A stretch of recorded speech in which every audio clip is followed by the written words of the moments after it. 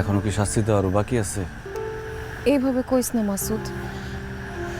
সেদিনের পর থেকে তোর জন্য খুব মায়া হইতেছিল। যাক, সারা জীবন যে মানুষটা আমার শত্রু মনে করছে, এখন আমার জন্য তার মায়া লাগতেছে, শুনতে ভালো লাগতেছে। তুই কি সত্যি সত্যি বিদেশ চলে যাবি? হ্যাঁ, ভিসা চলে আইছে, এখন তো যাইতেই হইব।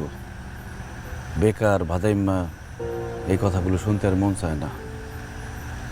ছোটবেলায় বাবা মারা গেছে, ঠিকমতো লেখাপড়া করতে পারি নাই। যখন একটু বড় হয়েছি, ভাইজান বিদেশ চলে গেছে।